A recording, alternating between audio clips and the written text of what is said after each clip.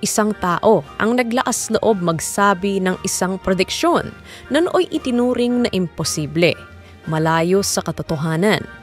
Isang prediksyon na ngayon ay tila unti-unti nang nagkakatotoo. Sino siya? Siya si Lee Kuan Yew, ang ama ng makababong Singapore, isang leader na ginagalang ng buong mundo. Ngunit lingid sa kaalaman ng marami, may sinabi siya tungkol sa hinaharap ng China na posibleng bumago sa balanse ng kapangyarihan sa buong mundo. Ano nga ba ang naging prediksyon ni Lee Kuan Yew tungkol sa China? Dapat ba tayong mangamba tungkol dito? At handa ba ang mundo kung sakaling ganap na itong magkatotoo? Bago po natin simulan ang talakayan na ito, inaanyahan ko po kayo na i-like ang video na ito dahil isa po yung napakalaking tulong para sa aming mga content creator. Maraming salamat po.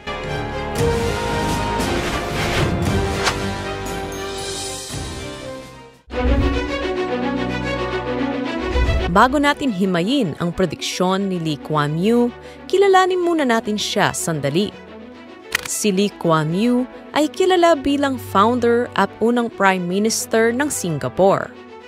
Siya ang nagtakda ng landas para sa mabilis na pag-unlad ng Singapore mula sa isang maliit at mahirap na bansa patungo sa isa sa pinakaprogresibong ekonomiya sa Asya. Sa kanyang umumuno, pinakita ni Lee Kuan Yew ang kahalagahan ng matibay na pamamahala at pang-ekonomiyang stratehiya.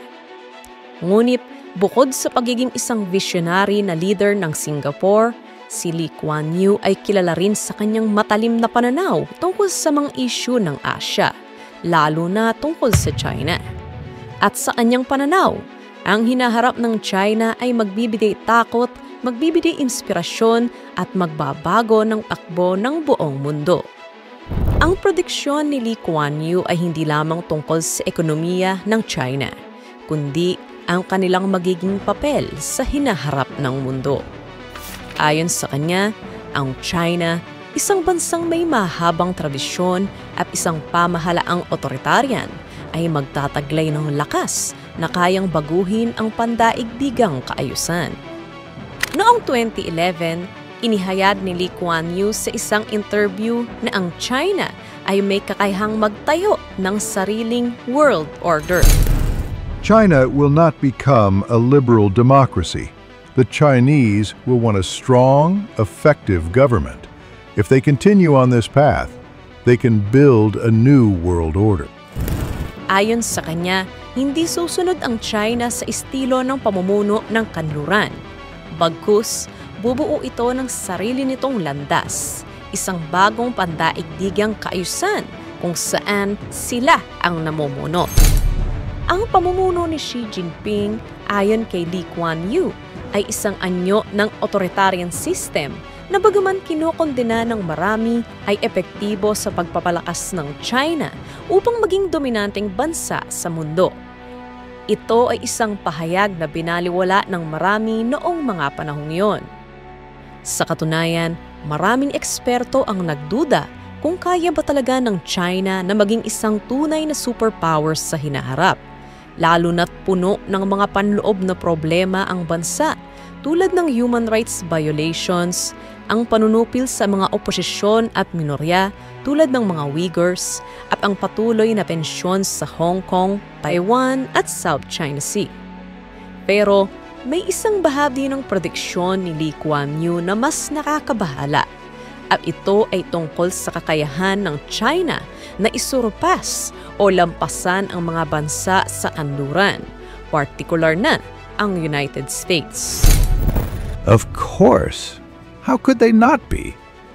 On a 4 times bigger population? They have the culture, the talent, the ambition, and the drive. This is a people with a 4,000-year history. They've got a great civilization. They've been suppressed for a long time, but they're coming back. They will definitely surpass the United States in the decades to come. Ayon sa kanya, ang China ay may kakayahang palitan ang US bilang pinakamalaking ekonomiya ng mundo At sa susunod na mga dekada, magiging isa itong dominanteng puwersa na may kontrol sa mundo ng politika, kalakalan at maging sa teknolohiya. Ngayon, titingnan natin kung gaano katotoo ang prediksyon ni Lee Kuan Yew. Halos isang dekada na mula nang gawin niya ang pahayag na ito at marami nang mangyari sa China. Sa ekonomiya, ang China ay patuloy na lumalaki at malapit na nitong maabot ang United States in terms of GDP. Huwag din nating kalimutan ang kanilang Belt and Road Initiative, isang proyekto na nagpapalakas sa kanilang impluwensya sa buong Asya, Europa at iba pang bahagi ng mundo. Ang mga malalaking pamumuhunan sa infrastruktura at mga negosyo sa iba't ibang bansa ay isang halimbawa ng kanilang global expansion. Isang malaking bahagi ng kanilang tagumpay ay ang kanilang focus sa mga emerging technologies tulad ng 5G, AI at biotechnology. Ang China ay kinikilala ngayon bilang isang leader sa mga industriyang ito. Kung pagbabatayan ang mga tagumpay na ito ng China, tila nagkakatotoo na ang prediksyon ni Lee Kuan Yew. At ang mas nakakatakot pa, baka huli na ang lahat para pigilan ito. Ang tanong ngayon ay paano mag-a-adjust ang mga bansa sa isang bagong mundo kung saan ang China ang magiging pangunahing kapangyarihan.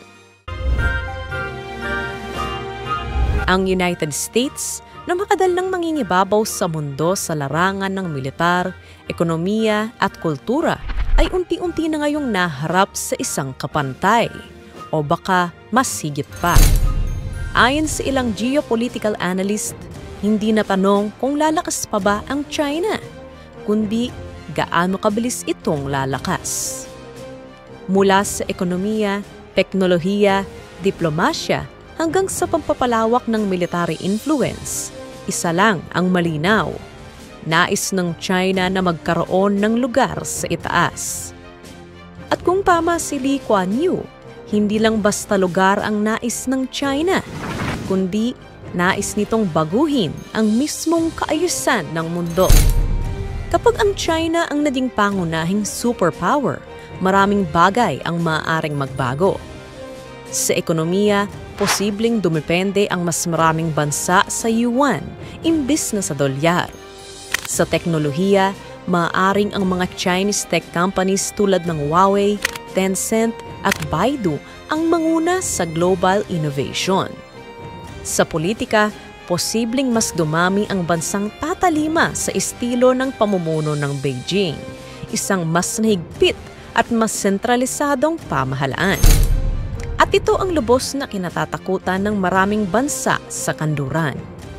Hindi lang ito simpleng pagbabago ng lider, isa itong pagbabago ng ideolohiya, ng paniniwala kung ano ang nararapat para sa isang bansa.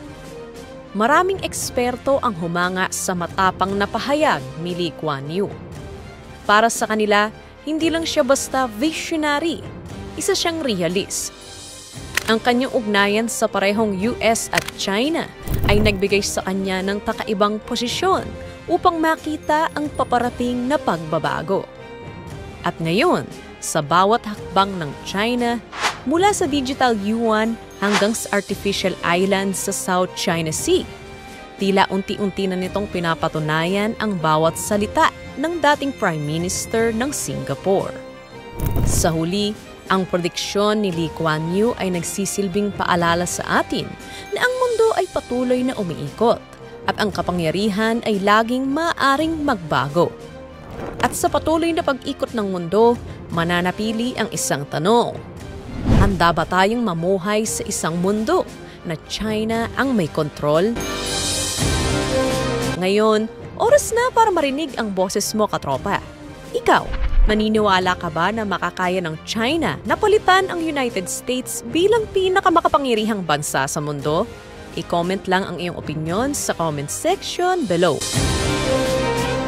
Para sa iba pang mga interesanteng balita at dokumentaryo, mag-subscribe na sa ating YouTube channel.